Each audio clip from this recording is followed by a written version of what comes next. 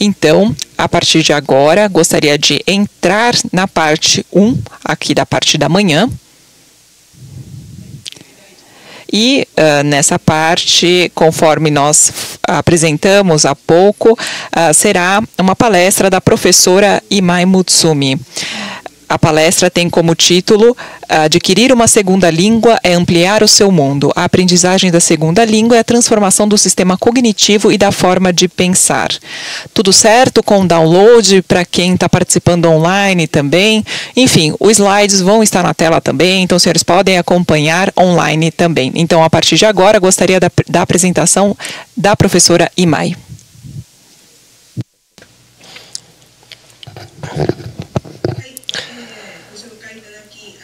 Muito bom dia, muito obrigada pela oportunidade. Meu nome é Mutsumi Imai, da Universidade de Keio. Muito prazer. Vou pedir para projetarem, por gentileza, os meus slides. Ok, o tema aparece aqui na tela, então. Adquirir uma segunda língua é ampliar o seu mundo. Falaremos sobre a aprendizagem da segunda língua. Na verdade, não somente sobre a segunda língua. O fato é como, então, realmente aprender um idioma, idiomas, eles impactam o sistema cognitivo do ser humano e a forma de pensar. Slide seguinte, por favor.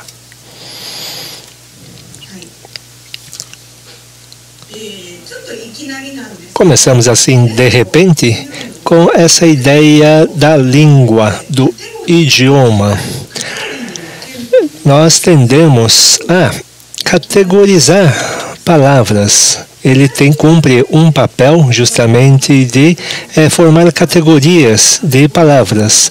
E entendemos como iguais substantivos que estão dentro de uma certa categoria.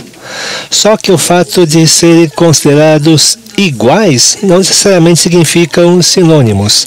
Cada palavra tem uma igualdade, não se trata apenas de uma única, não existe um único igual. Existem vários tipos de recortes de igual, por assim chamar.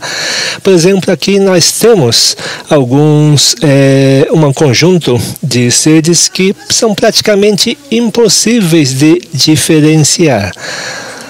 Vamos para o slide seguinte, por favor.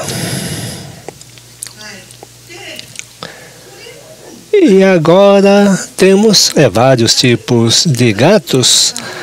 De certa forma, são iguais, que a gente consegue identificar como iguais. Naquele slide anterior, os coelhos eram praticamente iguais. Estes aqui são gatos diferentes, mas conseguimos entender que estão dentro de uma mesma categoria, a categoria gatos. Só que apenas aqui temos um maior nível de abstração. À primeira vista, eles são diferentes, mas são justamente animais de uma mesma espécie. Mesmo uma criança muito pequena vai conseguir identificar como tal. Slide seguinte, por favor. E agora, vamos dar um passo à frente. Imagine uma categoria maior.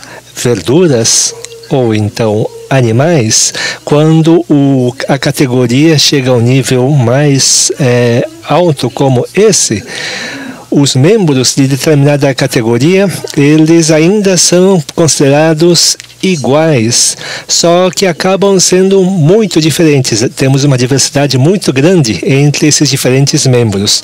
Temos aqui o milho, cenoura, batata, repolho, não são muito parecidos entre si, de fato, mas só que estão dentro de uma única categoria. São todos vegetais e, como tal, são chamados com uma única palavra e, como tal, são considerados iguais. Slide seguinte, por favor.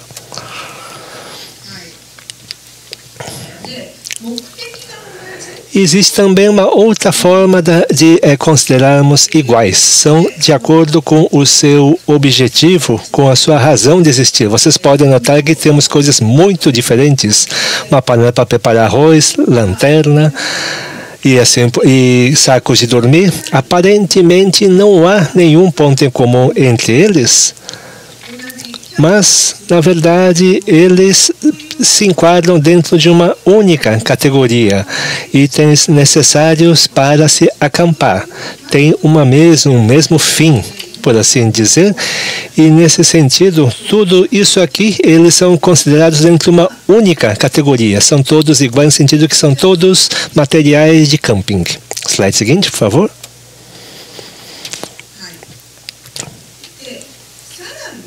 E indo ainda mais à frente, uma língua não se compõe apenas de itens que são visualmente considerados semelhantes, mas há alguns itens que abstratamente nós entendemos que são iguais. Uma forma de enxergar isso é o número. O número 1, ele para nós é um número óbvio, é um número cotidiano, um número que está sempre presente na nossa vida, só que esse numeral 1, ele não pode ser enxergado dentro dos através dos nossos olhos. Nós nunca vamos enxergar o número 1 na realidade. Vamos ver uma torrada, uma laranja, uma maçã, um crayon, mas o que nós enxergamos aqui são, na verdade, objetos, não é o número 1 em si. E à medida em que cada um desses objetos for único, nós entendemos ele como realmente um representante número 1, mas de uma forma extremamente abstrata. Slide seguinte, por favor.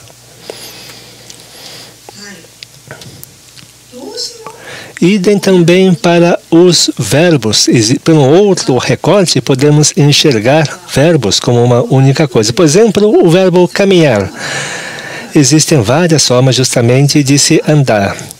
Um bebê, quando aprende a ficar de pé e começa então a dar seus primeiros passos, isso é considerado então andar, caminhar. Ou então um atleta de marcha que consegue andar de uma forma extremamente rápida. Uma pessoa idosa que vai andando justamente com uma bengala. Uma pessoa passeando com seu seu cachorro. E não necessariamente andar, caminhar é algo restrito ao ser humano, a bípedes. Por exemplo, os pintinhos podem andar, cachorros e gatos podem andar com suas 4 patas.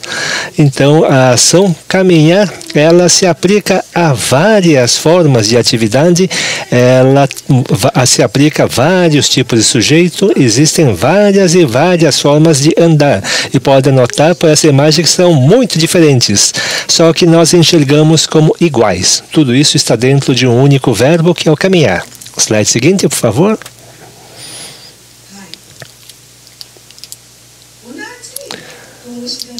E o mesmo verbo considerado como um ato igual para todos. Eles representam um mesmo ato, eles são chamados pelo mesmo ato de andar para todos eles. Porém, o verbo ele pode ser aplicado a verbos que são com sentido diferente. Por exemplo, o verbo organizar. Organizar é um verbo ou limpar, é um verbo que pode ser utilizado e as crianças conseguem entender. Só que pode se aplicar, por exemplo, ao ato de recolher os pratos e talheres sujos após uma refeição. Pode ser guardar as roupas que estão pelo chão, pode ser guardar brinquedos, pode ser justamente recolocar os livros na estante. Tudo isso são atos muito diferentes, eles representam gestos que não têm aparentemente pontos em comum e não se referem a objetos que são os mesmos. São totalmente, na verdade, objetos totalmente diferentes entre si. Porém, esse ato de limpar, de organizar, ele se refere a um processo que parte de uma situação de não organizado para uma situação diferente, que é o de estar limpo, de estar organizado. Então, é o verbo que se refere a um ato que leva a um fim que é o mesmo. E, portanto, nós consideramos, então, como um verbo que é igual para todos esses atos tão díspares. Ou seja, ele se refere, então, ao ato, ao gesto. O slide seguinte, por favor.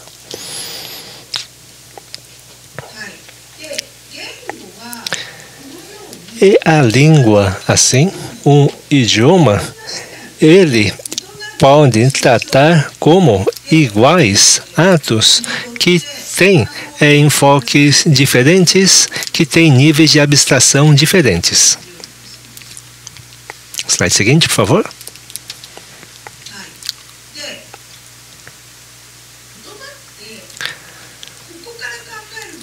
E considerando então por esse ponto de vista, nós vamos refletir então qual é o papel desempenhado pela linguagem, pelo idioma.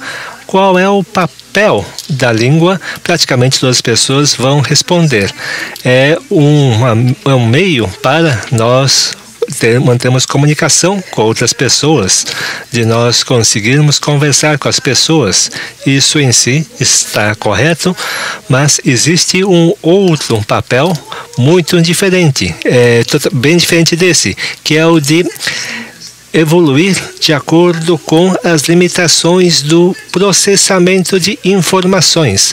O ser humano, ele decodifica, interpreta informações e a linguagem tem como um dos seus papéis conseguir ser uma ferramenta para processar informações. O volume de informações que o ser humano consegue processar, ele é em si limitado. Nós temos, por exemplo, vários objetos à nossa frente e existe um número incrivelmente enorme de coisas, de fatos em todo o mundo, e aprender tudo isso de uma forma detalhada e nítida em si é impossível. O processamento de informações não consegue alcançar, nossa memória não consegue abranger tudo isso, por isso então utilizamos a palavra, utilizamos a língua para conseguirmos tratarmos como iguais, tratarmos como mesmas coisas, vários itens de categorias distintas, para mantermos conosco apenas informações essenciais e descartarmos todas as informações desnecessárias, supérfluas. Nós fazemos isso, então, de forma constante, e esse é um dos papéis muito importantes da linguagem.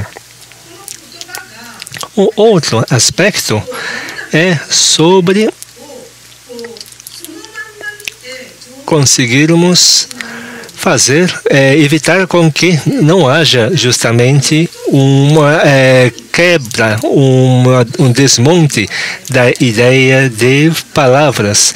Procuramos, então, evitar que haja um excesso de nomes próprios, um excesso de palavras para qualificar um número limitado de coisas, de fatos, porque isso acaba sobrecarregando realmente nossa capacidade de processamento de informações. Procuramos, então, evitar que haja um excesso de palavras. Então, utilizamos uma única palavra para se referir a um número plural de itens, de fatos, de coisas. É o que chamamos, então, de polissemia, de palavras polissêmicas. Como fazemos isso? Utilizamos metáforas para extrapolar determinada ideia, para que uma palavra possa se aplicar a várias coisas. Dessa forma, então, evitamos que haja um excesso, um surgimento excessivo de palavras no mundo. Slide seguinte, por favor. E essa palavra, então, que comentamos agora há pouco, a polissemia, vamos, então, complementar um pouquinho aquela ideia que passamos para vocês agora. Temos aqui um exemplo, o verbo cortar em japonês. Quando falamos em cortar, nós pensamos em cortar com uma faca, cortar com uma tesoura, ou seja, o gesto de cortar é um ato de justamente utilizarmos um objeto cortante como esses dois. Porém, a palavra cortar, ela se refere a várias outras coisas, como cortar fonte, desligar, parar alguma coisa, interromper, cortar, por outro lado, também como ideia de parar. Já cortar água, mizukir em japonês, seria basicamente secar. Só que em japonês utilizamos o mesmo verbo para isso, que é diferente, como podem notar, de cortar, por exemplo, a energia ou cortarmos então algum objeto com a faca. Ou seja, utilizamos várias ideias, vários significados para uma mesma palavra. Em japonês, o verbo cortar, ele se aplica a várias ideias e mais ainda, como por exemplo o ato de faltar, por exemplo, faltar um pouquinho de shoyu, nós utilizamos o verbo cortar. Algo que acabou, que esgotamos, também para isso utilizamos o verbo cortar em japonês. Essa é uma forma justamente de nós nos adaptarmos a essa limitação da capacidade humana de processar informações, de evitar justamente que haja um excesso de informação. Para a criança que está aprendendo as palavras, isso acaba sendo um desafio, aprender tudo isso. Slide seguinte, por favor. Ok.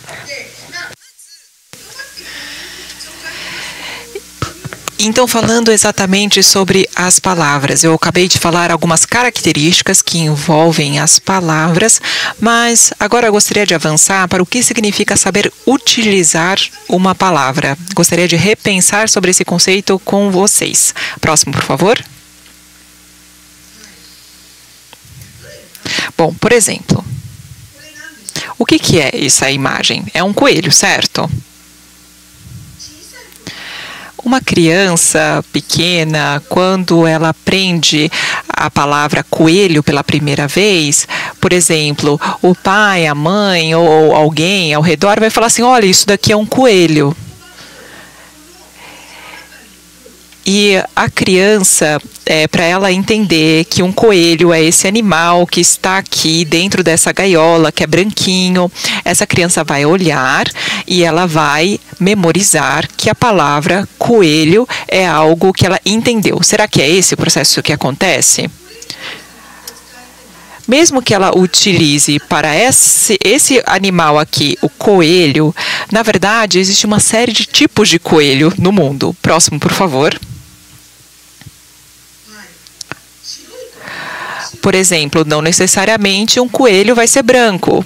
Um coelho pode ser marrom, um coelho pode ser cinza, por exemplo.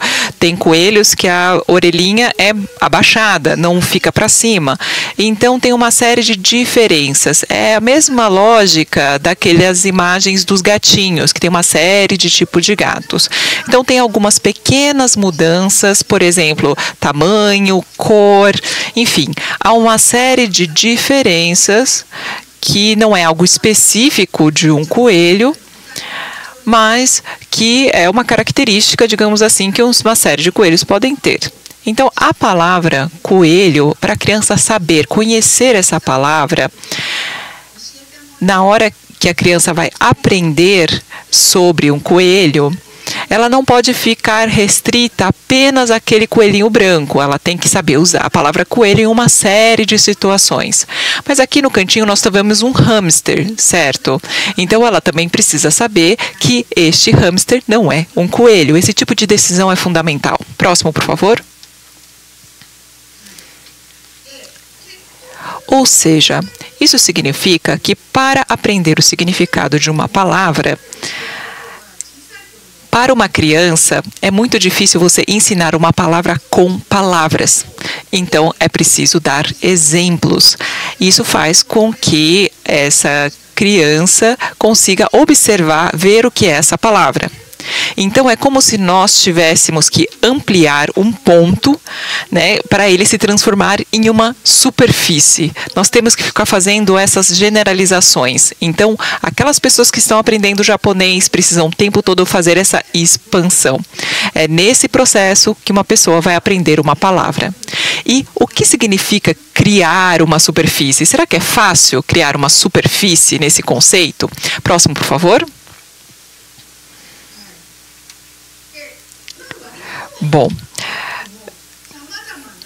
conforme nós estávamos falando agora há pouco sobre o coelho, nós conseguimos partir a partir de um exemplo, né, que é um coelho, e a criança vai precisar, né, fazer essa expansão, criar uma superfície com diversos coelhos. Então, o gato também. O gato tem feições bastante características. Então, mesmo de cores diferentes, é mais fácil a criança partir de um gato específico e expandir o seu significado, mesmo que tenha diferença no pelo, na cor, enfim, a criança rapidamente consegue entender que todos aqueles são gatinhos.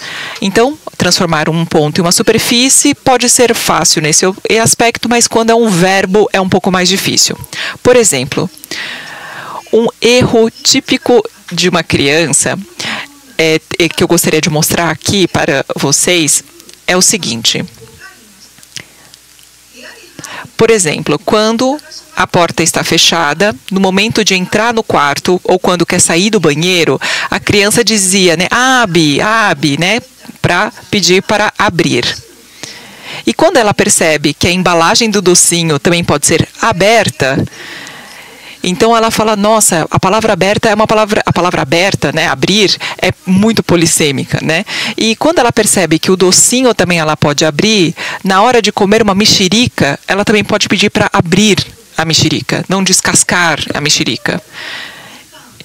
Então, a mexerica, em japonês, você vai usar o verbo muku, que quer dizer descascar. Você não usa o verbo abrir. De fato, a embalagem do docinho você vai abrir, mas a mexerica você não abre, você descasca. E abrir a porta pode ser expandida para uma série de outras ações. Isso não é restrito ao japonês. No inglês também o abrir, no chinês também o abrir, tem uma série de significados. Só que essa forma de expandir de um ponto para a superfície depende de acordo com o idioma. Por exemplo, no caso do chinês, no caso deste idioma em específico, abrir uma porta é kai, o verbo, né, abrir. Então você pode usar para abrir uma porta. E você pode também falar, na hora de que você vai abrir um negócio, abrir uma loja, você também usa kai. Isso é parecido com o japonês. Só que, não apenas restrito a esse aspecto, na hora de você ligar o computador, você usa o verbo kai, que é abrir. Na hora de começar a dirigir o carro, você também pode usar esse verbo kai, que é abrir. Ligar a luz também é abrir. Então, dessa maneira, as crianças, quando elas falam, né, abre a mexerica para mim, isso, no caso, se ela fosse chinesa, não sei, na verdade, se usa o kai também para descascar uma mexerica, mas talvez isso está um pouco parecido com a forma como os chineses fazem essa expansão né, de significado. Então, existe uma diferença, né? Por exemplo, mesmo pessoas que falam inglês ou mesmo pessoas que falam japonês, elas partem desse raciocínio que é comum no chinês.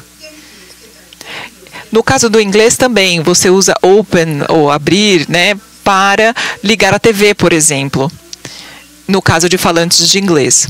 Então, como vocês podem perceber, mesmo o verbo que tem esse aspecto mais abstrato, ele tem uma série de nuances e a criança vai, então, fazendo, né, essa transformação de um ponto para uma superfície.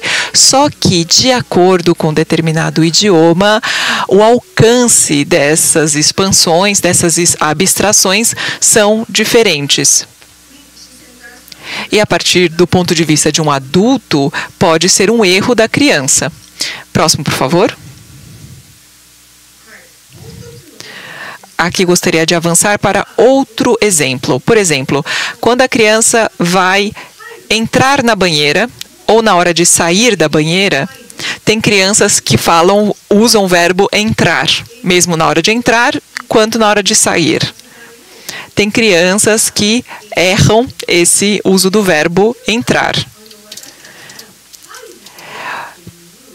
Para nós, adultos, né, entrar ou sair é algo bastante abstrato, não é mesmo? Dá para perceber pela confusão que a criança faz. Entrar ou sair depende da perspectiva de quem faz a ação, porque tem dois espaços. E do espaço A para o espaço B, na hora de você ir para um lugar ou para o outro, você pode falar que é entrar. Então, eu estou no ambiente A e vou para o ambiente B. Então, eu vou entrar no espaço B. Só que o B tem que ser um lado interno, digamos assim. Ele precisa ser um espaço separado. Então, do A para entrar no B, você vai usar o verbo entrar. Porém, a partir do B, que você está dentro desse espaço, para você não estar mais nesse espaço, você precisa sair para o A. Porém, é muito difícil você perceber isso apenas observando essa cena. Então, uma criança, ela pode se confundir usando sempre o verbo entrar, tanto para entrar quanto para sair, porque a criança está percebendo a ação. Porque na hora que ela vai entrar ou sair da banheira, ela vai ultrapassar ou atravessar uma barreira. E aí a criança entende que esse ato de ultrapassar é entrar. Então, esse tipo de confusão é uma coisa bastante comum com as crianças. Então, próximo, por favor. E ponto de vista, perspectiva, é uma coisa que é muito importante quando nós estamos falando de um idioma. E na hora de aprender um idioma também complica a situação. Por exemplo, quando nós pensamos, quem está na frente, do lado, na direita ou na esquerda ou atrás, quando nós utilizamos com bastante frequência essas localizações, não é mesmo?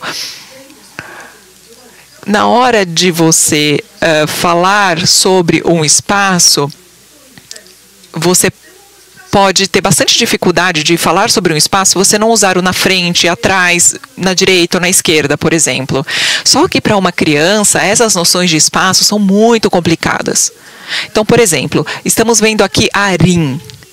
Quando as crianças estão enfileiradas, de forma lado, uma do lado da outra, olhando para uma direção, por exemplo, quem está do lado dela, você pode perguntar, quem está na frente da Arim?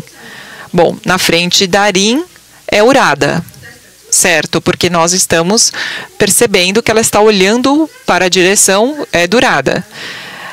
Mas, se elas estiverem exatamente na mesma direção, mas estiverem olhando para a frente, da nossa imagem, então, até agora há pouco, quem estava na frente da Arim era o Urada. Mas agora, quem está na frente da Arim é o Yo. Exatamente porque teve essa mudança de posição que a criança está olhando. Então, só de mudar o lado, a direção, você tem uma mudança de perspectiva. E o idioma vai tratar desse tipo de perspectiva também. E isso não é restrito às palavras que representam o espaço, mas também nos verbos. Por exemplo, no japonês, quando a gente vai falar, os verbos ageru, kureru ou morau. Para as crianças é muito difícil que se dar ou receber ou ganhar. Então, esses verbos que estão relacionados a dar, a receber ou ganhar, as crianças têm muita dificuldade porque a noção é a mesma. Por exemplo, dar para alguém. O vovô está dando um presente para a criança. Então, a partir dessa perspectiva do avô, ele vai falar ageru, dar. Porém, da perspectiva dessa criancinha que está recebendo o presente, ela está recebendo de alguém. Então, alguém está dando para ela o presente. Porém, quando o vovô está dando, então ela está recebendo. Então, na hora que está dando, tem que ser na perspectiva do vovô. Então, você foca os holofotes no vovô, então você pode usar o verbo ageru, o dar. Então, é do ponto de vista e onde você vai colocar o holofote faz com que o verbo mude. E isso é muito difícil para as crianças. Então, vamos ao próximo, por favor.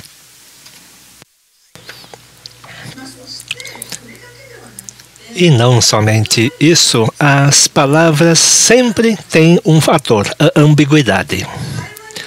Seja numa conversa, nós temos ambiguidade, nós tendemos a entender que as palavras têm um significado nítido. Mas, como nós mencionamos agora, para boa parte das coisas, uma palavra tem vários significados. É a polissemia, e nós temos que fazer uma interpretação sobre qual daqueles vários significados de uma certa palavra está sendo aplicada em determinado momento. E dentro de um texto como um todo, aparecem várias ambiguidades, não só na palavra, mas então também nos textos. Slide seguinte, por favor. Aqui temos o exemplo em japonês, é a palavra aqui, um gato que come um peixe de cabeça preta. E também aqui, um gato que come um peixe de cabeça vermelha. Como podemos interpretar então esta sentença? Eventualmente, a cabeça preta pode se aplicar ao peixe ou à cabeça. Um gato está comendo um peixe com uma cabeça preta, porém, por uma outra interpretação, um gato, aí nós temos aqui o intervalo, está comendo um peixe que tenha a cabeça preta. De repente, então, pode ser um ou outro. Então, essa sentença, um gato que come peixe de cabeça preta, é extremamente ambígua em japonês. Agora, se for um gato que come peixe de cabeça vermelha, a sentença não é tão ambígua assim. Muitas pessoas vão interpretar como peixe é que tem a cabeça vermelha, porque inconscientemente nós tendemos a imaginar que não há gatos de cabeça vermelha. Não há gatos de cabeça vermelha, porém existem peixes de cabeça vermelha. Quando pensamos dessa forma, a interpretação automaticamente acaba sendo de que trata-se de um peixe de cabeça vermelha e há um gato que está então comendo ele. Dessa forma, nós sempre tendemos a preencher lacunas das sentenças usando o seu conhecimento. Procuramos solucionar ambiguidades presentes dentro de uma certa sentença. Procuramos definir os significados de determinada palavra usando esse nosso conhecimento. Slide seguinte, por favor.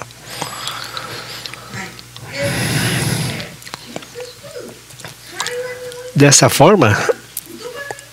em uma determinada conversa, determinada palavra acaba tendo um determinado sentido. Existe uma correspondência, não necessariamente existe uma única relação entre uma palavra e o seu significado. Nós temos que interpretar permanentemente, a partir do contexto, o significado de uma palavra. Procuramos solucionar ambiguidades, procurando entender o que determinada palavra significa.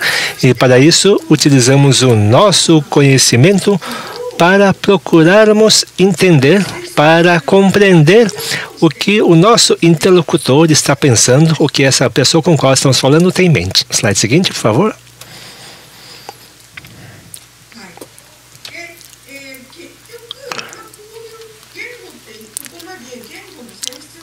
Nós estamos falando sobre a essência da linguagem e ela tem uma série justamente de particularidades. Uma palavra não apenas funciona como ponto. Um ponto passa a ser uma reta, passa a ser um plano, e nós entendemos ele como um plano, como uma superfície. E nesse sentido, vamos em busca justamente da essência de determinado conceito. Tendemos a focar só a essência que nós entendemos que é aplicável e procuramos descartar aquilo que não faz parte dessa essência. A forma, então, como nós capturamos a essência de determinado conceito, no fundo, é o que nós chamamos de linguagem. E normalmente nós entendemos os determinados significados através de vários enfoques, de vários ângulos. E o fato de estarmos fazendo isso permanentemente nos permite obter flexibilidade nessa forma de enxergar, nessa perspectiva. E como já mencionamos agora há pouco, palavras têm vários significados. Palavras são polissêmicas. Cada uma delas tem vários significados. E o que fazemos então, quando temos uma palavra assim, ao ouvirmos o nosso interlocutor, procuramos tentar enxergar em qual significado aquela pessoa está utilizando determinada palavra. Eventualmente, talvez aquela pessoa esteja usando uma palavra com uma forma, com um significado que nós não conhecemos. Nesse caso, procuramos extrapolar o significado de uma palavra. Utilizamos metáforas para, então, procurarmos interpretar qual seria o significado de certa palavra. Pensamos, então, no significado em certa palavra dentro de um contexto, procuramos solucionar ambiguidades a partir justamente do contexto. A linguagem, ela nos permite ter a capacidade de compreender o que o outro tem em mente. A palavra, a linguagem, não é apenas uma forma realmente de se comunicar, de transmitir o que você quer passar para outra pessoa. É também uma habilidade extremamente importante para o nosso pensamento, para a nossa capacidade de raciocinar. Linguagem, então, é uma habilidade para nós pensarmos, para raciocinar, que as crianças vão então adquirindo com o tempo. O slide seguinte, por favor.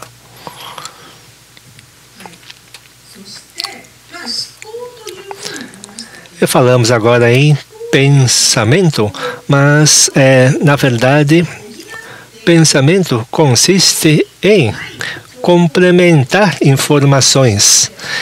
Nós procuramos preencher lacunas das informações com o que está faltando dentro de contexto. Chamamos isso de raciocinar. E para raciocinar, é essencial que nós tenhamos a capacidade cognitiva. Qual é o tipo de habilidades cognitivas que nós precisamos?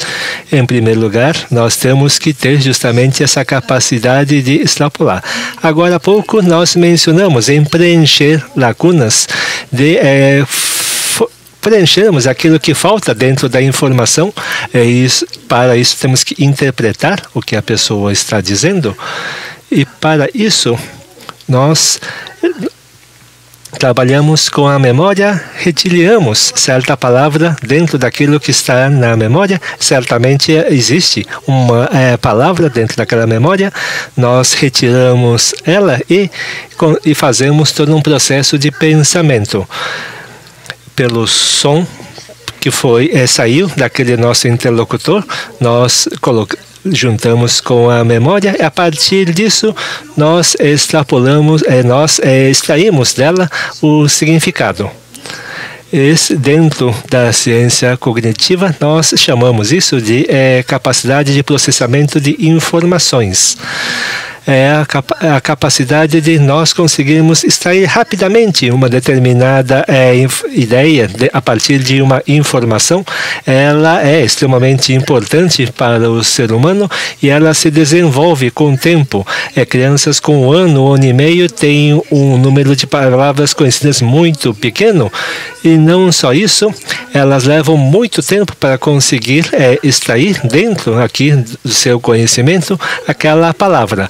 À medida em que vamos crescendo, a habilidade de tirarmos essas palavras a partir da memória vão ficando cada vez mais rápidas e cada vez mais eficientes. Outro aspecto extremamente importante não é apenas retirarmos essas informações da memória, mas também nós restringirmos informações desnecessárias, não tirarmos, não abrirmos da memória informações que são supérfluas dentro de determinada situação. nós nós não apenas tiramos palavras da memória que são necessárias para aquele momento, porque nós permanentemente extraímos também palavras com som semelhante, palavras relacionadas, palavras dentro da mesma categoria ao mesmo tempo. Nós ativamos várias partes aqui da memória que são relacionadas a determinada informação. Quando ouvimos falar de um gato, por exemplo, nós pensamos em várias palavras que começam com G. Nós ativamos várias partes aqui da memória que estão relacionadas com esse fonema e também associamos a vários outros animais que estão associados ao gato. Nós pensamos em ratos, pensamos em cachorros, pensamos em coelho, tudo isso ao mesmo tempo. Só que quando nós ativamos várias palavras ao mesmo tempo, nós temos que selecionar determinada palavra dentro desse enorme manancial. Temos que restringir as palavras que vão ser utilizadas. Para isso, então, nós precisamos controlar o pensamento e, para isso, necessitamos justamente de ter a habilidade cognitiva, de aprender e de restringir.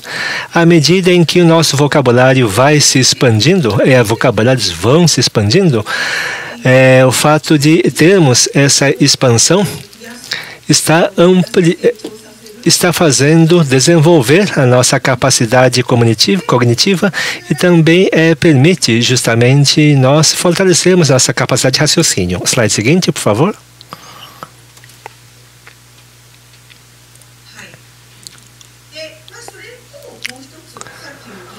Um outro aspecto que, na verdade, nós já comentamos agora há pouco é que palavras sempre têm como fator importante a sua perspectiva, a forma como nós vemos.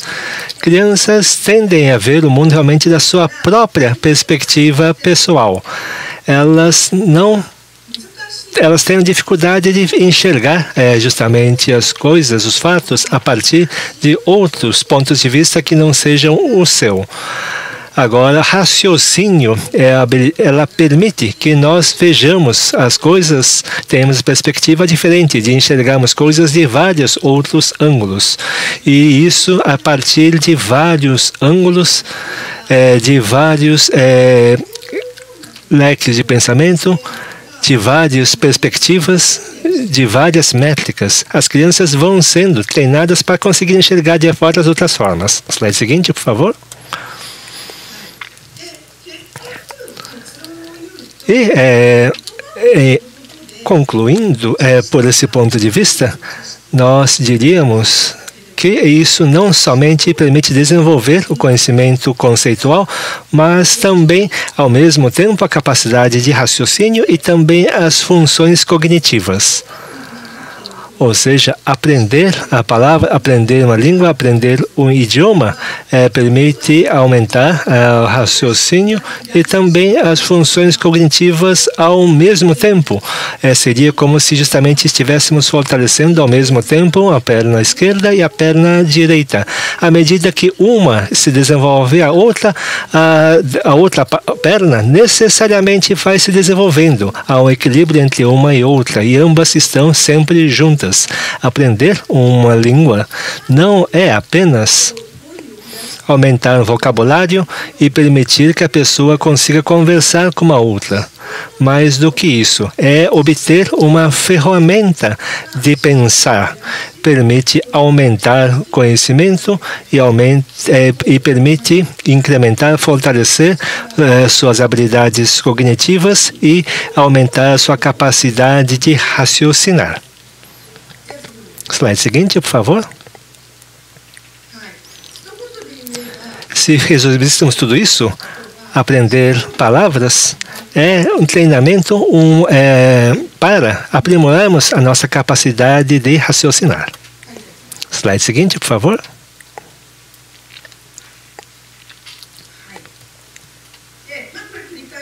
Isso aqui, na verdade, está repetitivo, mas à medida em que nós aumentamos a capacidade de pensar, aumentamos o poder de falar, de conhecimento de palavras, e quanto mais nós temos essa capacidade, essa força para falar, mais aumenta a nossa capacidade de raciocinar. Slide seguinte, por favor. Então, o que eu gostaria de avançar na nossa discussão? Senhoras e senhores estão aprendendo, estão ensinando, na verdade, o idioma japonês na América Latina, e muitas pessoas não estão adquirindo o japonês como o primeiro idioma, mas elas estão estudando o japonês. Eu acho que esse é a realidade, que faz parte do cotidiano de vocês, mas o que significa, então, aprender mais de um idioma a partir dessas noções, de desenvolvimento do pensamento e do raciocínio? Quais são os impactos que isso tem? Próximo, por favor. O que é importante ressaltar aqui é o seguinte: as palavras, os idiomas, eles dividem o mundo em categorias. Em categorias que têm uma série de abstrações. Então, nós vamos recortando as superfícies, criando categorias, e tem palavras que vão fazer parte da mesma categoria, e em outros, mesmo que essas palavras tenham diferenças, é possível ignorar os pontos que são diferentes e focar no que é igual em essência. Porém, dentro dessas categorias, no processo de construção dessas categorias em que você vai dividindo esse universo, de acordo com o idioma, esse processo é feito de uma forma diferente. No japonês, ou no português, ou no espanhol, essa divisão dos termos, de todos os termos, não é feito da mesma maneira. Próximo, por favor. Vamos observar essa imagem. Aqui nós estamos mostrando o que em uma palavra como o japonês está relacionado a carregar, ao verbo mutsu. Então, as pessoas estão carregando com o corpo, apoiando em alguma parte do corpo, diversos objetos. No japonês, como que nós falamos isso? Ou então, no espanhol, ou no português, como que cada uma dessas imagens seriam expressas em verbos? Vamos pensar. Então, próximo, por favor. No japonês,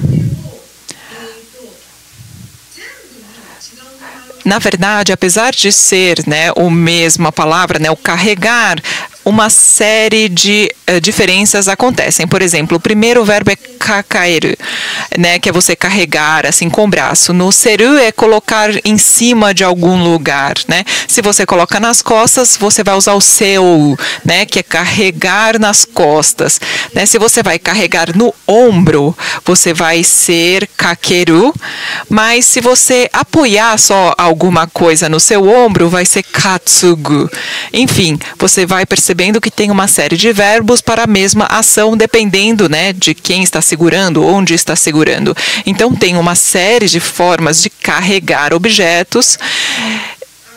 E, no caso, se você for falar assim, por exemplo, você vai carregar uma sacola, vai carregar uma garrafa, Se você for carregar a sacola, ou se você carregar com as duas mãos, por exemplo, esse buquê, ou se você for carregar, algo como uma sacolinha, você vai estar carregando com a mão, Ou então essa forma de segurar essa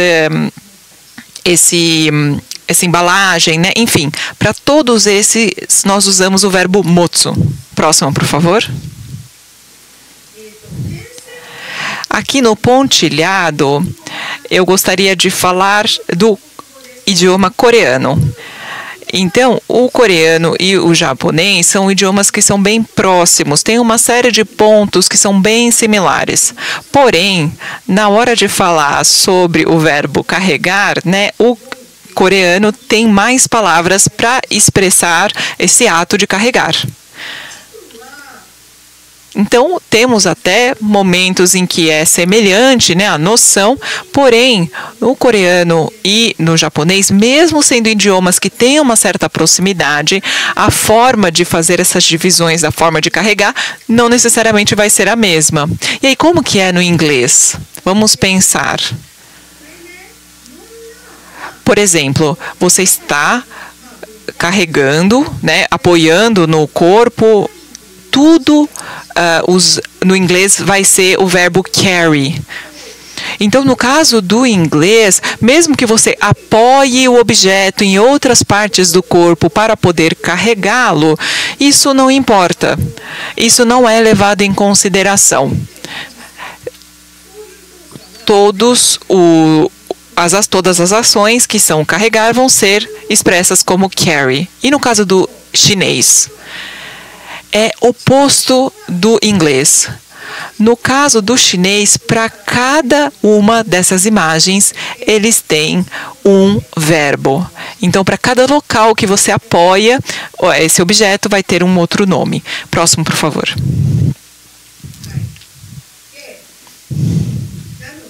Então, por isso, as crianças bilíngues ou multilíngues, no caso dessas crianças, ela vai precisar aprender a forma, né, exatamente como o mundo é dividido no seu idioma materno. E ele vai precisar não apenas disso, mas de aprender como que o mundo é dividido em cada idioma que ela aprende. Então, ela vai precisar entender como o mundo é dividido em cada uma dessas línguas. Próximo, por favor. E, além disso, outro ponto que a criança precisa aprender, e claro que isso não é restrito às crianças, os adultos também, quando eles vão aprender um segundo idioma, isso também acontece, mas essas pessoas que vão estudar um outro idioma vão precisar entender quais são as palavras que existem, por exemplo, 5 palavras ou 10 palavras, elas vão precisar saber o que essas palavras significam e como que essas palavras dividem esse mundo, né? Como que esse mundo é dividido por essas palavras. Só que uma palavra, ela pode conter uma série de significados, então ela precisa ser expandida. Você precisa entender a forma como uma palavra pode ser usada como uma metáfora, por exemplo. Então, tanto no japonês, eu só sei o japonês, eu não sei o português ou o espanhol, mas entendo que é similar. Próximo, por favor. Então, a forma de ampliar o significado depende do idioma. Próximo, por favor. Então, por exemplo, o cortar. No caso do kiru, né, que é o verbo cortar em japonês. Vamos pensar nesse verbo. Eu só sei em inglês, então eu acabei colocando aqui as palavras em inglês, mas, por exemplo, cortar com a tesoura é cut. Então, certo, cortar igual a cut. Então, quem está ali no comecinho, né, do estudo do inglês vai saber que cortar é cut. Mas, por exemplo, você pode secar uma verdura. Nesse caso, esse secar também é cortar. Ou então, quando você está andando assim, bem orgulhoso, né? Você está andando bem confiante, você também fala que você está andando cortando o vento com seus ombros, né? Então, também usa o verbo cortar. Então, por exemplo, no caso, né, de cortar a água dos vegetais, você vai usar secar, né? Em inglês, o drain, né? Quando você vai, né, andar confiante, né, que é o swagger, em inglês você vai usar, né, a passos firmes e confiantes em português. Ou então, quando acaba, por exemplo, a carga ou a bateria, né, você, no japonês, vai usar o verbo cortar também. Né, quando acaba o estoque de shoyu, por exemplo, também o verbo em japonês é cortar, é o kiru. E no caso, né, do português que a gente fala, né, acabar o estoque, no inglês é run short, out of stock. Então, para o verbo cortar em japonês, o kiru, os usos dele vai ser diferente de acordo com o idioma. Então, ele vai precisar aprender uma forma de expandir os significados para um idioma que ele não conhece. Próximo, por favor.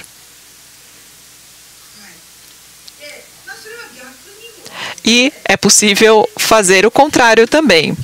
Por exemplo, se uma criança que fala inglês e vai aprender o japonês, tem o mesmo sistema. Por exemplo, cut wages, né? Que é cortar gastos ou cortar salários, né? No japonês, nós não usamos o verbo cortar, mesmo sendo utilizado no inglês. É claro que tem pontos em que há semelhanças, mas tem muitos pontos que são completamente diferentes. Próximo, por favor. Por isso, a criança que utiliza 2 idiomas, ela precisa aprender como ampliar figurativamente o significado das palavras em cada um dos idiomas. Ela vai precisar aprender esse processo. Então, a aprendizagem, ela não é apenas essa noção de, tá bom, essa palavra em japonês tem a relação com essa palavra em português. Então, não é apenas um de para. Você não consegue fazer só essa lógica. Se você ficar fazendo só essa lógica, você não vai conseguir aprender um idioma. Próximo, por favor. E eu mencionei esse slide agora há pouco também, mas é exatamente para a gente pensar, né? O que as crianças, né, o ser humano, adquirem com a linguagem. Falamos agora há pouco, né? Aprende a extrair a essência do conceito, aprende a ter flexibilidade na perspectiva, aprende a ter a capacidade de expandir um conceito a partir de uma imagem e também consegue compreender o que o seu interlocutor tem em mente. Então, tudo isso é extremamente importante. Mas na hora de fazer isso com 2 idiomas, vamos ao próximo slide para explicar melhor.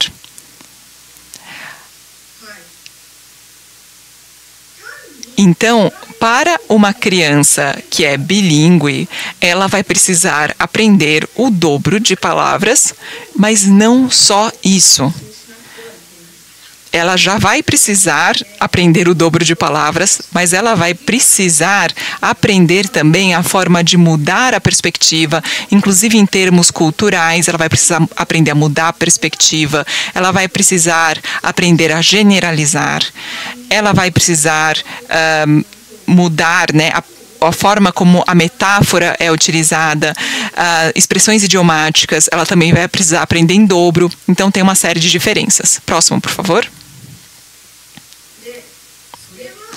E será que isso é bom? Como podemos pensar sobre isso? Vamos ao próximo slide.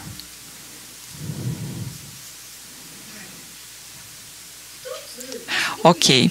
Uma pesquisa extremamente famosa é essa daqui que eu estou mencionando agora, que nós estávamos falando sobre as funções cognitivas agora há pouco, certo? E o nosso cérebro, quando ele ouve uma palavra, ele vai buscar palavras que se relacionam com essa palavra que ele acabou de ouvir. Então, ele vai gerar conexões. E tem uma série de candidatos, né, a essa palavra que vem ao seu cérebro. E no momento de utilizar a palavra, dentre uma série de possibilidades, o seu cérebro vai precisar escolher a palavra que está mais adequada a esse contexto, de acordo com uma série de possibilidades que existe dentro da cabeça dela. Então, ela precisa escolher, né, o que ela precisa focar, mas ela precisa esquecer, ela precisa tirar o foco de palavras que não tem nada a ver com o que ela está procurando. Isso acontece dentro do cérebro. Mas uma pessoa bilíngue, o que vai acontecer? Quando você fala a palavra mosca, né, em inglês, que é o fly em inglês, né, que é o hae em japonês, o que acontece?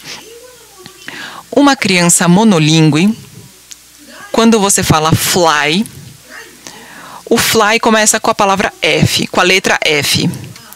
E do lado esquerdo, além de olhar para fly, ela vai também olhar para flag, porque começa também com a letra F.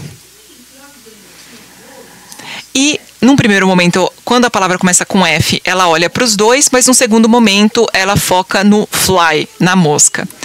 Agora, se for um monolíngue do espanhol, como a mosca em espanhol é mosca, ela também vai olhar para o moinho, porque começa exatamente com com o mesmo som, né? Mosca e molino em espanhol.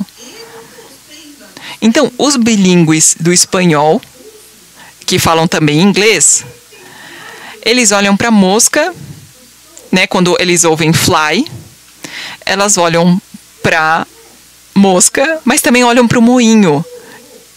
Então, ela vai fazer essa conexão. Então, ela vai precisar fazer essas conexões com o que tem o mesmo som. Ou também podem usar, né, com o que tem significado parecido. Então, elas precisam, né, ter o dobro de referências quando elas são bilíngues. E é preciso que essa criança, dentre, né, o dobro de opções que ela vai ter no cérebro dela, ela vai precisar escolher dentre, né, o dobro de palavras. Então, você tem uma carga cognitiva maior. Próximo, por favor. Ou seja, quando você tem uma criança bilíngue, na hora de aprender mais um idioma, o peso da carga cognitiva é o dobro. Realmente é algo significativo. Se isso é bom ou ruim, isso vai depender de uma série de questões. Tem aspectos que são positivos e negativos. Não dá para a gente falar que é bom ou ruim, porque tudo isso vai depender caso a caso, vai depender do quanto a criança evoluiu, do quanto a criança tem, né, de avanço, né, de nível escolar. Então, tem pontos positivos e negativos, mas como que nós podemos fazer com que fique positivo? E em quais contextos isso pode ser negativo? A gente precisa entender um pouco isso, mas é case by case, né? É caso a caso.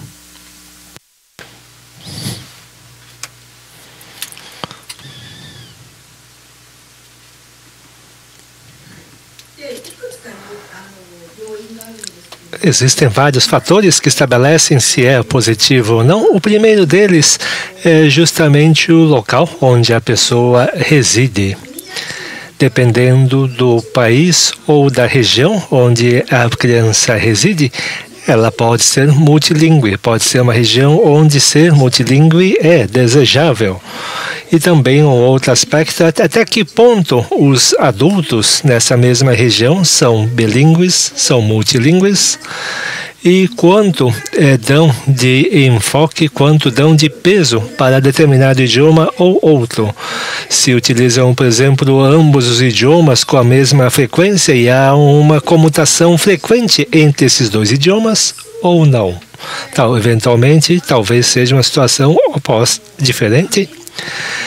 Vamos pegar um caso, por exemplo, talvez de uma região nos Estados Unidos que tem uma população hispânica expressiva.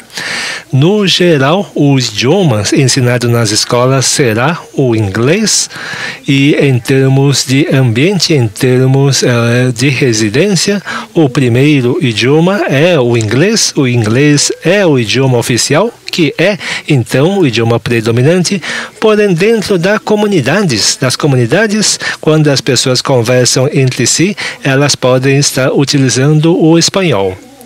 Nessa situação, há uma diferença realmente muito significativa para uma situação como, por exemplo, como essa.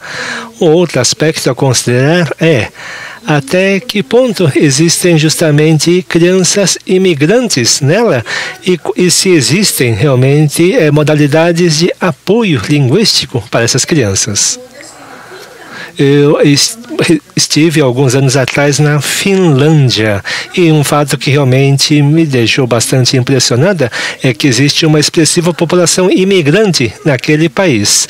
Elas vêm da África, vêm de outros países europeus e, por exemplo, pessoas que vieram do leste europeu e assim, imigrantes que falam em idiomas outros idiomas europeus, existiam, sim, mas existiam, por exemplo, pessoas que vieram de países africanos, de pessoas que vieram de países do Oriente Médio, pessoas que vieram justamente de contextos culturais totalmente diferentes do europeu.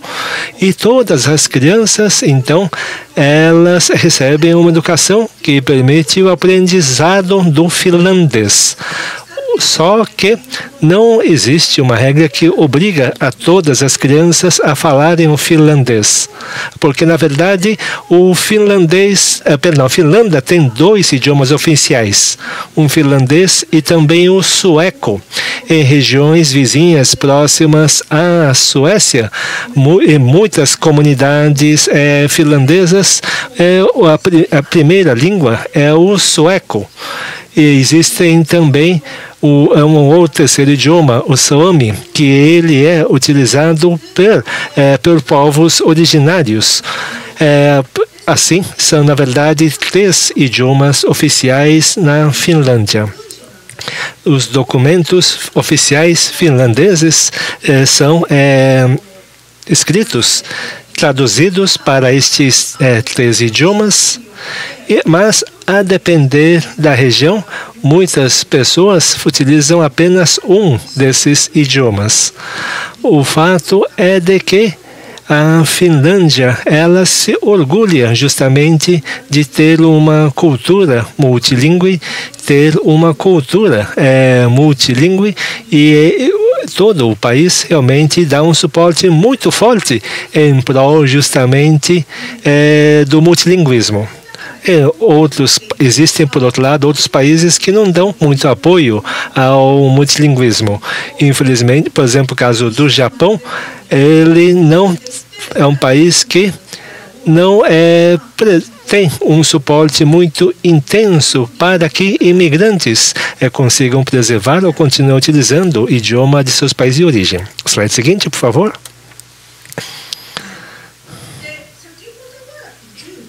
Agora há pouco mencionamos justamente a região, o local de residência como um dos fatores. Outro fator, obviamente, é o do ambiente familiar. O mais significativo é justamente qual é o idioma utilizado pelo pai, pela mãe, pelos responsáveis, pelos tutores da criança.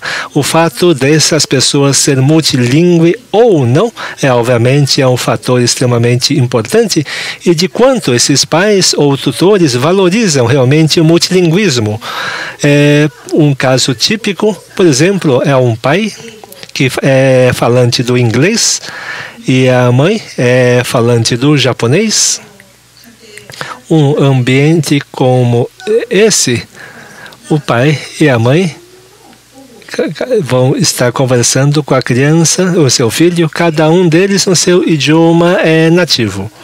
Pode ser uma situação que ocorre. Ou então, eventualmente, a família esteja num país de língua inglesa e ambos os pais acabem falando, então, no idioma inglês.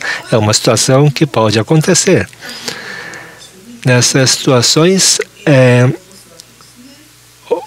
o segundo idioma acaba tendo um peso muito importante justamente na educação da criança. E também o quanto esses pais ou tutores responsáveis têm de importância de conhecimento, em termos de educação multilingüe. O quanto estes pais, esses tutores aprendem a passar um conhecimento, aprendem a ensinar para a criança de forma multilingüe, e quanto se esforçam para atingir isso. Slide seguinte, por favor. Um terceiro fator é a própria criança, se refere à própria criança. Por exemplo, qual a idade no qual a criança imigrou para determinado local. A idade que nós falamos se refere justamente ao fato de se a criança já consolidou a sua língua materna como a sua língua primária ou não. Isso impacta muito a capacidade de conhecimento, de aprendizado equilibrado de dois idiomas ao mesmo tempo. A idade com que qual a criança chegou nessa sua nova região, ela também impacta, mas na verdade a própria personalidade da criança, ela tem uma importância muito importante. O quão, por exemplo, a criança é sociável e quão diferente é esse segundo idioma em relação ao idioma que ela já aprende. A criança pode estar conversando um certo idioma e se ela conseguir fazer amizades com crianças da mesma idade que falam nesse outro idioma, quanto ela consegue interagir com essas outras crianças. Eventualmente, se a criança não for muito sociável, for uma criança muito introspectiva, ela não faz questão justamente de brincar com outras crianças, e na verdade há um número que não é pequeno de crianças que pensam dessa forma. E há, então, uma diferença significativa entre crianças que querem relacionar com outras crianças e outras que justamente não têm esse interesse. Isso impacta significativamente, como é natural, a capacidade delas adquirirem um bilinguismo. E também existe aquela flexibilidade cognitiva, agora há pouco, que mencionamos que é muito importante para a capacidade de aprendizagem de um idioma, e isso também ela é um fator determinante para ela conseguir ser bilíngue. Slide seguinte, por favor.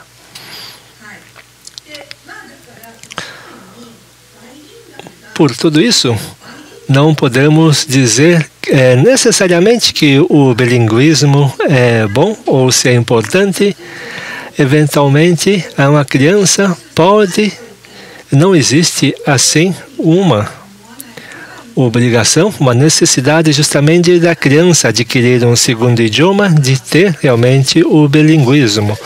O importante aqui é que a criança tenha uma língua materna realmente bem adquirida, bem consistente.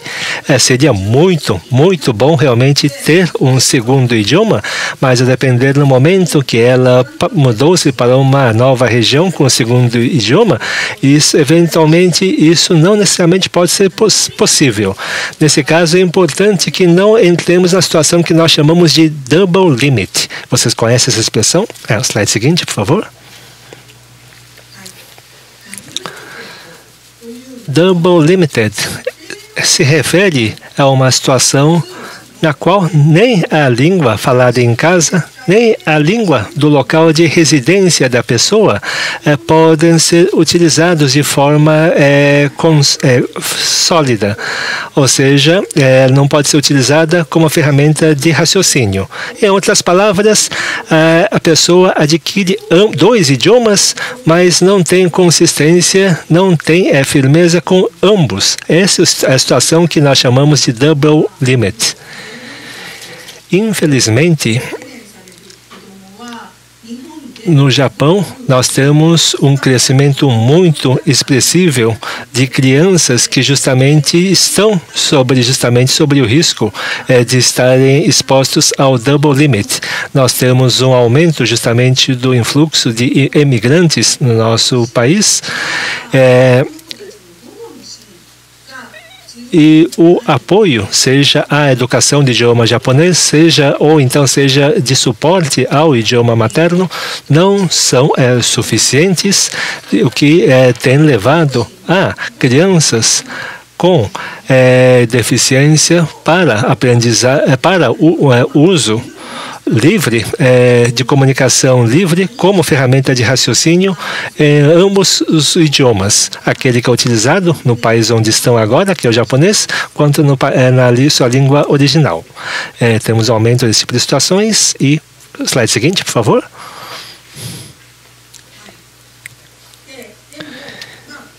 Isso nos leva realmente a importância das competências linguísticas.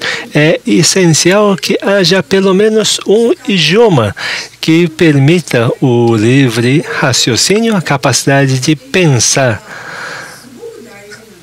É extremamente importante que haja, então, uma língua materna, à medida em que ela exista como uma fundação, ela permite servir justamente como um fundamento, com embasamento para dominar um segundo idioma, para passar a dominar um idioma estrangeiro.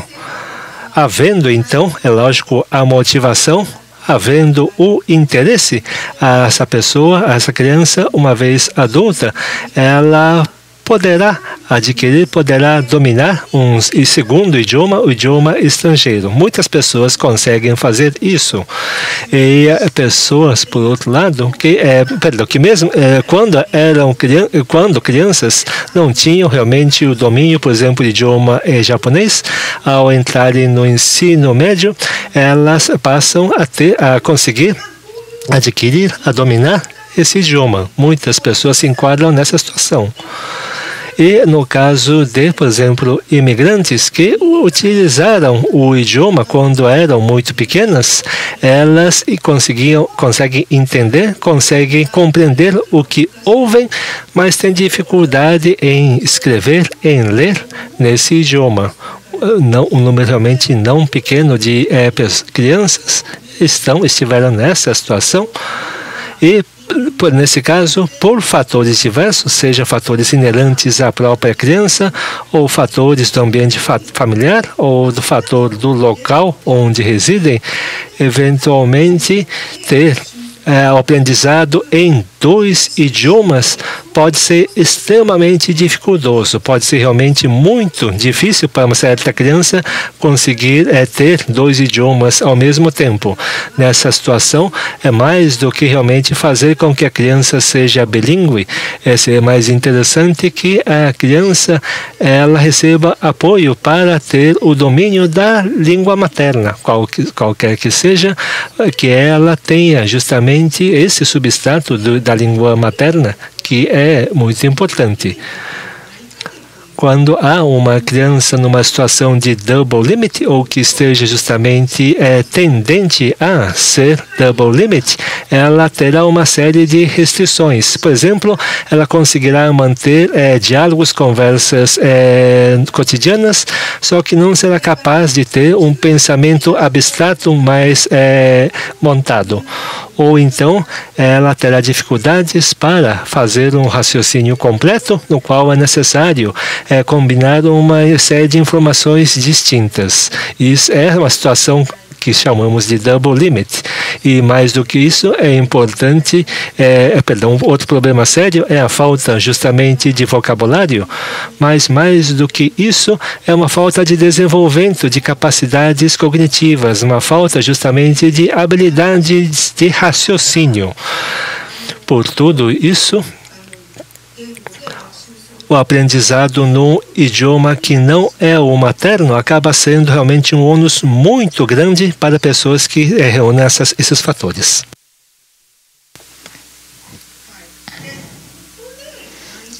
Bom, e um outro ponto que é fundamental é esse conceito de embasamento de símbolos. Essa é uma palavra que em japonês é bem específica, é uma palavra bem de especialistas, né? Mas não precisam saber, né, profundamente. Mas o que significa então esse embasamento de símbolos? Próximo, por favor.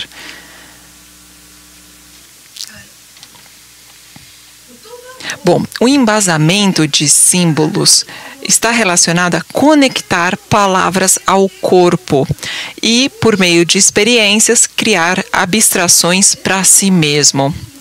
Se as palavras não estão conectadas ao corpo, você não tem experiências com essas palavras, se alguém te explicar alguma coisa com palavras, você vai entender mais ou menos.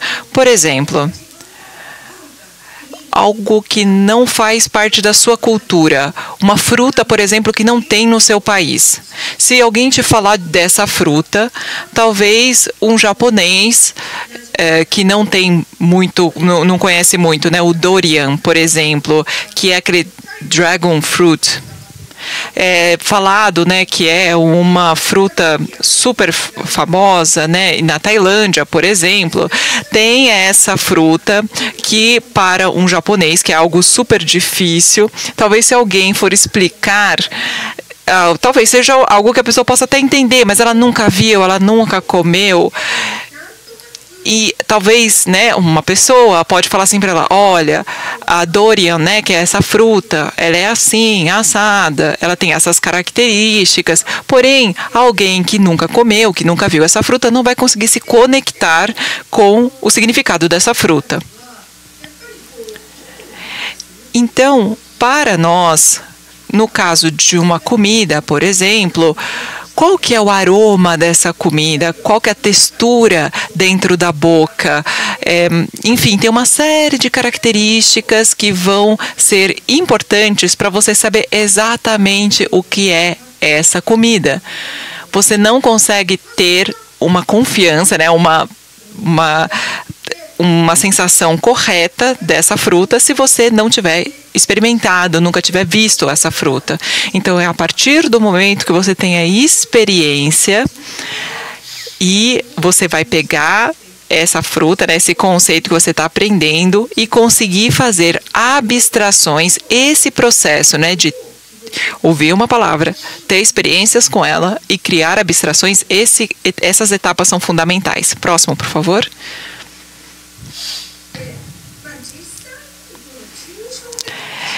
E quando nós falamos, né, sobre essa transferência desses significados, né, para abstrações, essa é uma questão que é fundamental. Então, as crianças, elas conseguem por si mesmas partir de uma noção de parecido. Então, elas vão olhar para alguma coisa e vão ter essa noção de parecido. Esse aspecto é facilmente compreendido pela percepção, né, do que é parecido.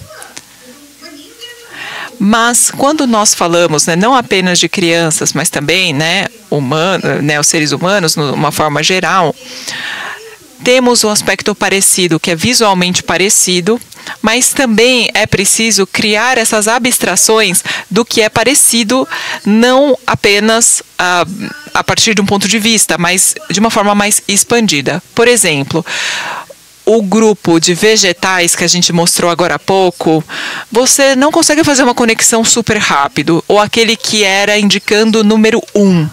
Você não consegue fazer essa abstração rapidamente. Você demora um tempo para entender como que esse grupo está junto, porque eles foram categorizados juntos.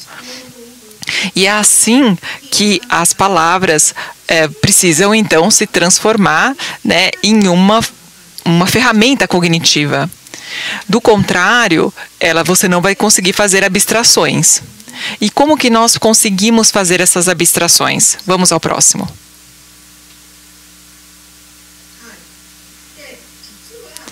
Na verdade, as crianças, elas têm o que elas olham e entendem como parecido. É a partir do parecido visualmente que ela consegue fazer abstrações. O que eu vou falar agora é um tema que eu fiz bastante tempo atrás, né, no passado, nas minhas pesquisas, mas é uma experiência que eu fiz, que é o seguinte: era com crianças de 3 a 4 anos de idade, e eu queria ensinar para elas o idioma dos dinossauros. E eu falei assim para elas: olha, essa imagem aqui, no idioma desses animais, é FEP. Eu falei, nessa imagem, então, é FEP, na língua dos dinossauros. E qual que a criança vai escolher como similar ao FEP? Então, vamos ao próximo, por favor.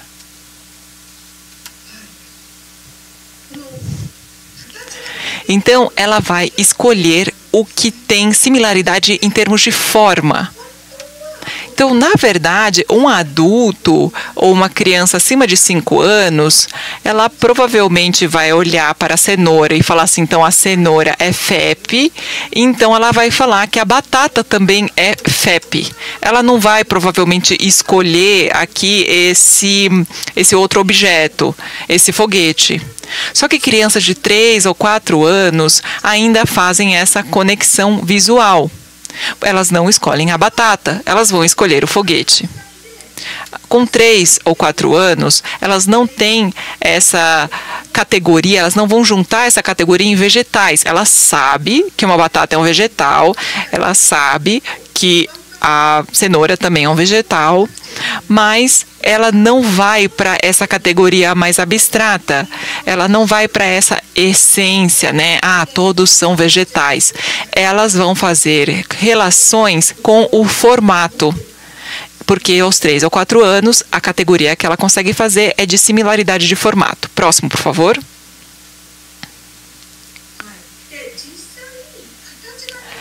E quando nós falamos, né, dos significados, das conexões pelo formato, então, em uma série de situações, não tem muito a ver, né, com a essência, digamos assim. Por exemplo, quando nós mostramos o gatinho, né, tem gatinhos com, né, um rostinho que é bem característico, né? Você tem um rosto redondo, você tem as orelhinhas, então você consegue criar uma categoria de gatos.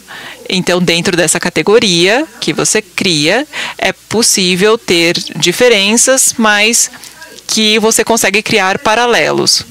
Então, a cor, o comprimento do pelo, as características, né, da pelagem, isso tudo não importa. A criança vai focar no formato. Ou então num copo. Vamos pensar em um objeto criado pelo ser humano. A forma acaba definindo a função desse copo. Então, tem essas conexões que são feitas. Então, a criança acaba focando na forma, no formato. Para uma criança que tem poucos conhecimentos, para esse tipo de conexão, fazer esse tipo de conexão é muito inteligente, se a gente parar para pensar. Elas vão fazer paralelos com objetos que têm um formato parecido. E com o tempo ela vai fazendo expansão desses significados. É assim que ela vai aumentando o número de palavras. Só que com esse processo de aumentar o número de palavras que a criança conhece, ela vai começar a buscar o que é similar em termos de essência. E o que eu consegui mostrar no meu teste, na minha experiência, né, foi exatamente essa relação.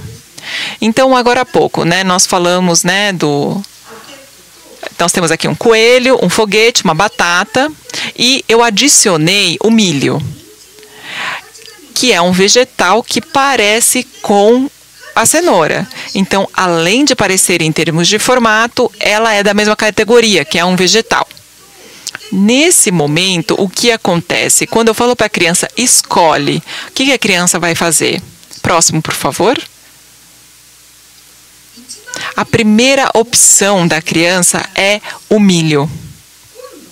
Em segundo lugar, o que ela vai escolher não é o foguete.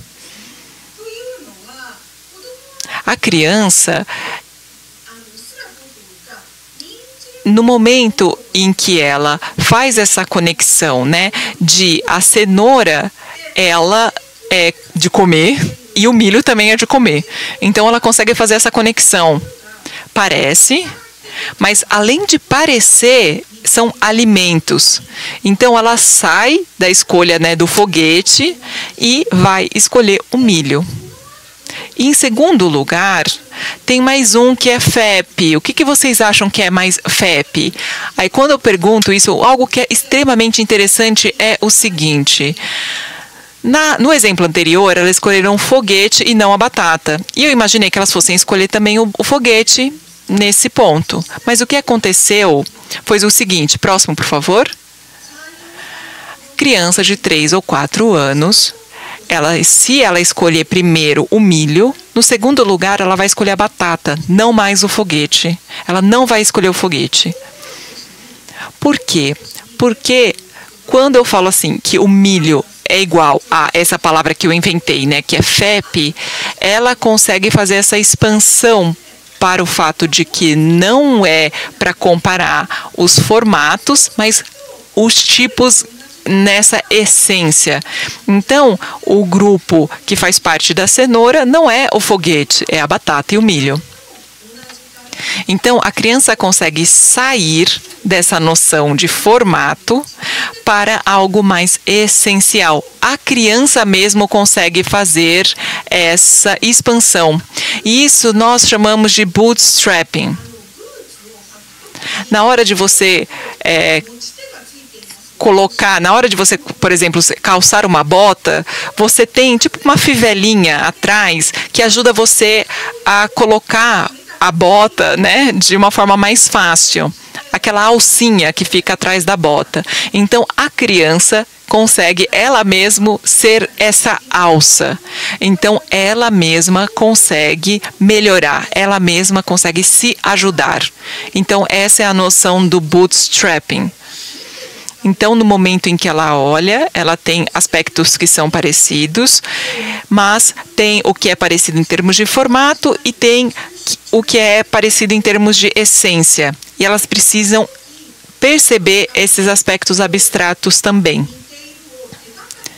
Então, ela vai fazendo esse processo. Ela, além do formato, ela vai para algo mais essencial, ela consegue perceber isso. E, a partir do segundo momento, mesmo que o formato não seja parecido, ela consegue perceber que tem mais um objeto que é parecido na essência. Então, ela vai conseguindo criar categorias dessa maneira. Então, esse processo é o processo, né, do bootstrapping. A criança vai, então, conseguindo fazer essas expansões. E aí vai, né, de uma percepção óbvia para algo mais abstrato. Então, ela vai do formato, que é mais óbvio, para uma compreensão que é mais abstrata. Então, esse é um processo de evolução, de desenvolvimento da criança. Próximo, por favor.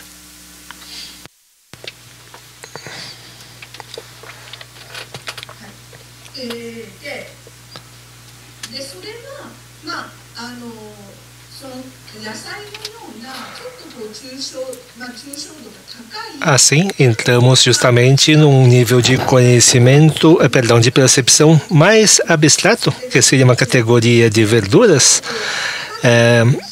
mas mais do que isso, passando a ter um reconhecimento de números, reconhecimento de sentimentos, reconhecimento justamente de relacionamento entre esses aspectos.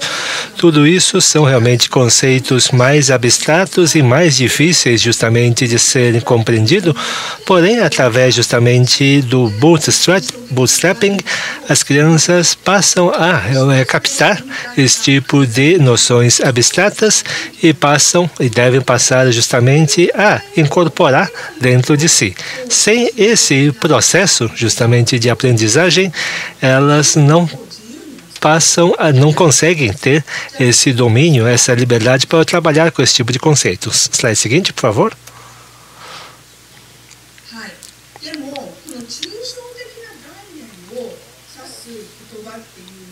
Porém, essas palavras que se referem a conceitos abstratos, seja, por exemplo, sobre números, na verdade são complicados de dominar até mesmo na própria língua materna. Vamos pegar como exemplo palavras que são utilizadas, por exemplo, no universo da matemática. Metade, por exemplo, ou dobro. Na verdade, o próprio conceito do número 1 são muito difíceis em essência de serem explicados. E é importante que se não houver realmente um domínio nítido, um conhecimento sólido justamente da linguagem, acaba sendo difícil da própria criança conseguir entender. E existem muitas crianças que, na verdade, não conseguem aprender isso mesmo na própria língua materna. O slide seguinte, por favor.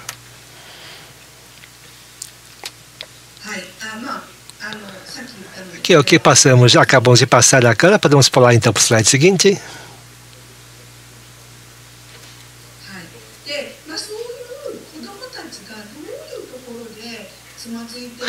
Quais seriam então as dificuldades que as crianças vivenciam por conta de tudo isso?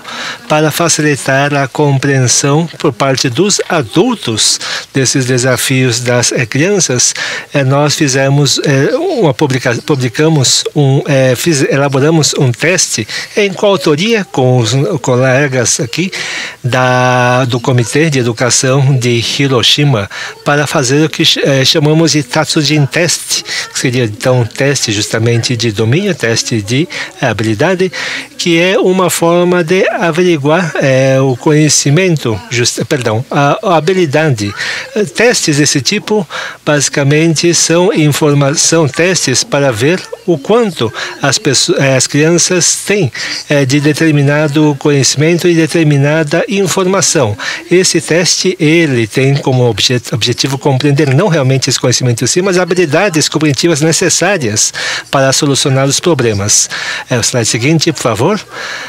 Para isso, então, nós temos dois tipos de testes, Tatsujin. O primeiro sobre números. Não vamos entrar em detalhes devido à limitação de tempo, mas temos, por exemplo, um teste como este aqui. Esse aqui é voltado para crianças do ensino fundamental 1. Qual é o maior? Metade ou então 1/3? Ou então, qual é maior? Metade ou 0,2 ou 0,7? Ou seja, na verdade, a comparação entre frações, entre o tamanho de frações. E acabamos percebendo que, mesmo em salas de aula normais, monolíngues, as crianças tinham dificuldades para entender qual é maior, metade ou 0,7. Determinado número de crianças no terceiro ano ou no quarto ano tinham dificuldade. Qual é maior? Metade ou 1/3? Na verdade, crianças do quinto ano tinham dificuldades até para entender qual é o maior, 1/3 ou 1/7. Isso, na verdade, levava à conclusão de que realmente as crianças tinham dificuldade até com a própria noção de frações. Slide seguinte, por favor.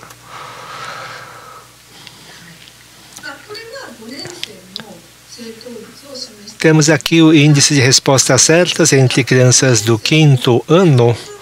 Cerca de metade das crianças do quinto ano achavam que o número maior é aquele que tinha o denominador maior, ou seja, simplesmente não tinham a noção do próprio conceito de frações. E comparando, por exemplo, 0,7 e metade, muitas crianças achavam que metade era maior do que 0,7. Isso porque elas achavam justamente que o denominador era maior, o número 7 é maior do que o 2. Perdão, é o contrário. Por favor, o slide seguinte.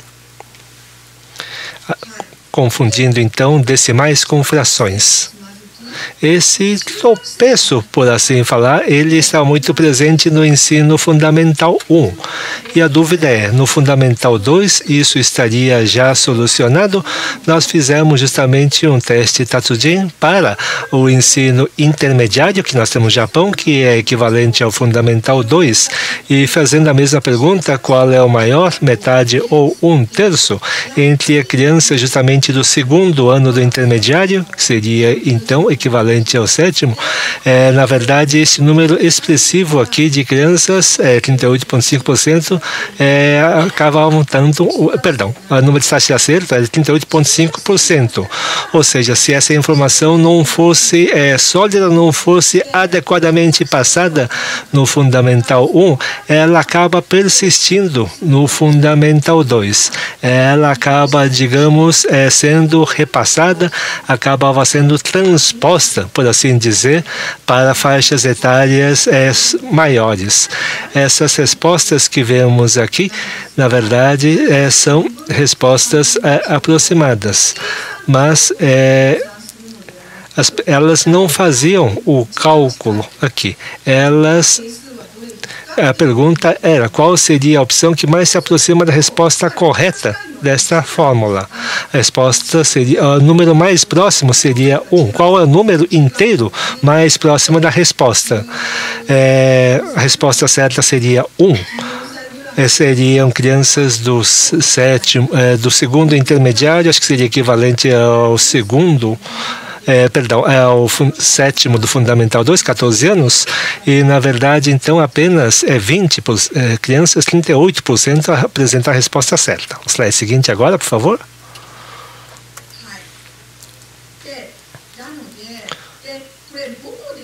Por tudo isso, podemos concluir que se na própria língua materna a correta compreensão de números, que são conceitos abstratos, são difíceis de ser compreendidos, justamente numa língua para crianças bilíngues que não têm um pleno domínio de ambos, que estejam naquela situação de double limit.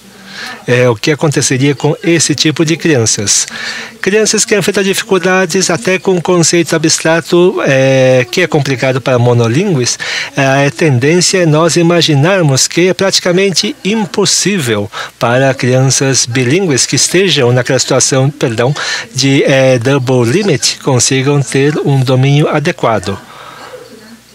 Então, mesmo que haja um certo desequilíbrio entre os dois idiomas de uma criança bilíngue, é importante que haja pelo menos um desses idiomas em detrimento do outro, na qual a criança tenha uma plena capacidade, que tenha liberdade de raciocínio em um deles, e seja monolíngue ou bilíngue. É importante que a criança tenha de uma forma percepção, ou pelo menos então de uma forma abstrata, que consiga ter esse embasamento. Do contrário, noções de matemática, por exemplo, elas dificilmente serão parte inerentemente do seu conhecimento. Isso foi constatado realmente através de levantamentos científicos. Slide seguinte, por favor.